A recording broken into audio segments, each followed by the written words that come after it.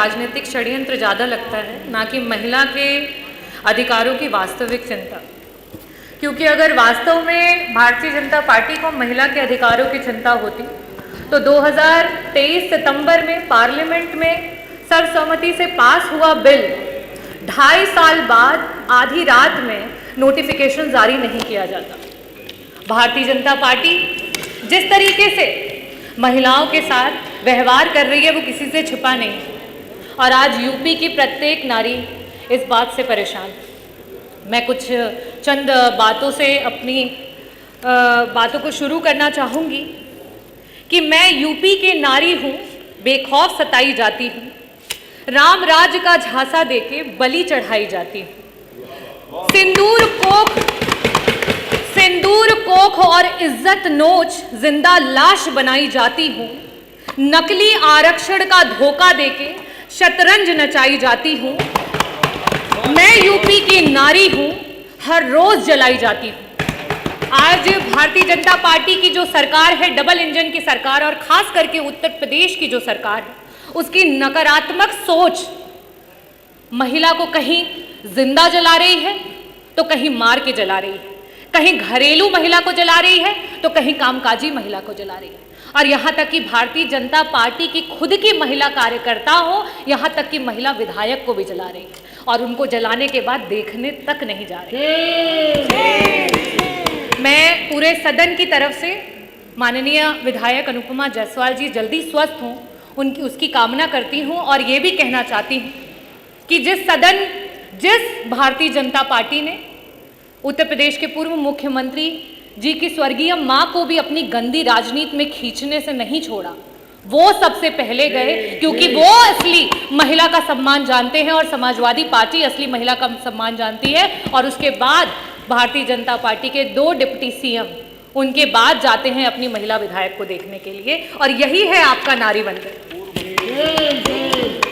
मैं जो सरकार, भारतीय जनता पार्टी की सरकार महिला की सुरक्षा की बात करती है, महिला की सुरक्षा के नाम पर जीरो है, और जब बड़ी बड़ी बातें करनी होती हैं तो हीरो हैं। आज एनसीआरबी के आंकड़े जिस तरीके से दिखा रहे हैं, खास करके महिलाओं पे अत्याचार, महिलाओं को आए दिन किस तरीके से जलाया जा रहा है, मारा जा रहा है, सामूहिक दुष्कर्म किया जा रहा है, और आपकी सरकार जो है वो चुप है, संरक्षण दे रही है। कहां थे आप? कहां थे आप? अभी 1 हफ्ते पहले जो है विश्वकर्मा समाज की 16 साल की बच्ची के साथ सामूहिक बलात्कार हुआ, उसको जला दिया, उसको मार दिया गया। कहां थे आप जब लखनऊ में 13 साल की बच्ची जो है उसके साथ सामूहिक बलात्कार? कहां थे आप जब गाजियाबाद में 4 साल की बच्ची है उसकी बलात्कार करके हत्या कर दी गई? कहां थे आप जब मेरठ में एक दलित मां को मार दिया और उसकी बेटी को उठा करके ले गए? कहां थे आप जब कानपुर में एक 15 साल की बिटिया को उसका यौन शोषण किया जा रहा है? कहां थे आप जब बुलंदशहर में आपकी ही पुलिस महिला की इज्जत लूट रही थी? कहां थे आप जब घटना हुई हाथरस में, मथुरा में, मेरठ में, सुल्तानपुर में, कासगंज में, कौशाम्बी में, बनारस में, लखीमपुर खीरी में, उन्नाव में और फतेहपुर में बेटियां बर्बाद हो गई? कहां थे आप? अगर इन परिवारों को किसी ने मदद पहुंचाई तो समाजवादी पार्टी ने पहुंचाई, अगर वहां कोई पहुंचा तो समाजवादी पार्टी के राष्ट्रीय अध्यक्ष श्री अखिलेश यादव जी को। चाहे पार्लियामेंट हो चाहे यूपी की असेंबली, पार्लियामेंट में आप नेहरू को कोसो और जब यूपी की विधानसभा हो तो आप नेताजी को तोसो। और क्यों? क्योंकि आपका तो यही धंधा है, क्योंकि आपका तो सारा काम मंदा है। नेताजी ने उस सोच को आगे बढ़ाया कि पंचायत चुनाव में 33% का आरक्षण ला करके महिलाओं को पंचायत में ब्लॉक प्रमुख से लेकर के जिला पंचायत अध्यक्ष से लेकर के प्रधान से लेकर के बीडीसी की कुर्सियों पर बिठाया। लेकिन आप क्या कर रहे हो?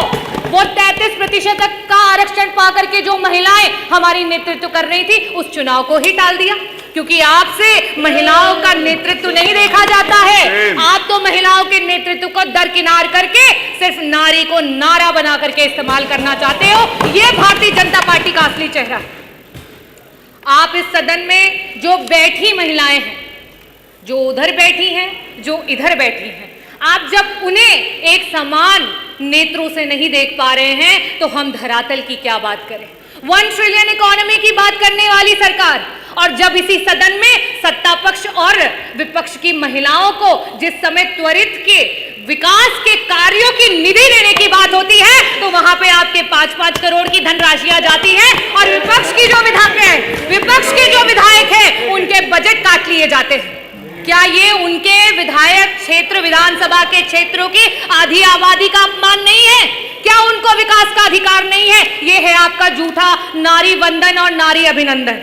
और आप महिलाओं की बात करते हैं।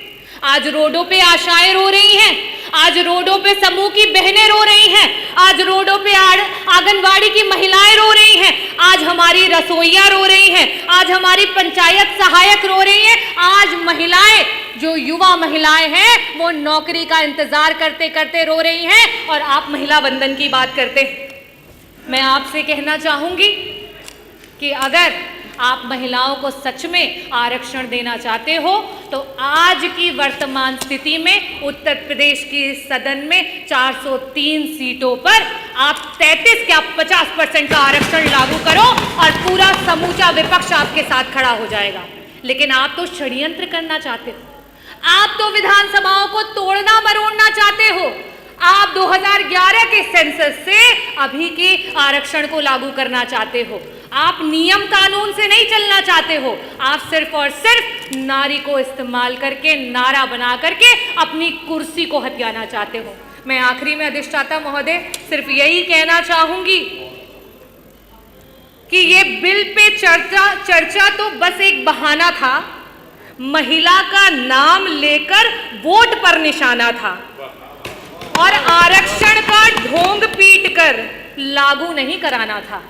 और हम समाजवादी पार्टी के लोग हमेशा से महिलाओं के हितैषी रहे हैं, महिलाओं को आगे बढ़ाने की बात करते हैं, महिलाओं की बराबरी की बात करते हैं। अगर एक दलित महिला और आदिवासी महिला को और अगड़ी महिला को अधिकार है तो एक ओबीसी समाज की महिला को भी अधिकार है, एक अल्पसंख्यक समाज की महिला को भी अधिकार है कि उच्च सदन में जाकर के बैठे।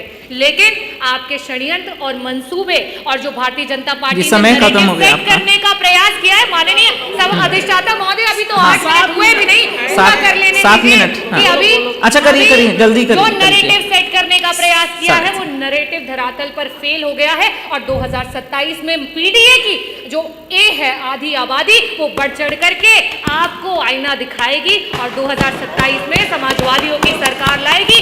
जय भीम, जय भारत, जय धन्यवाद। माननीय असीम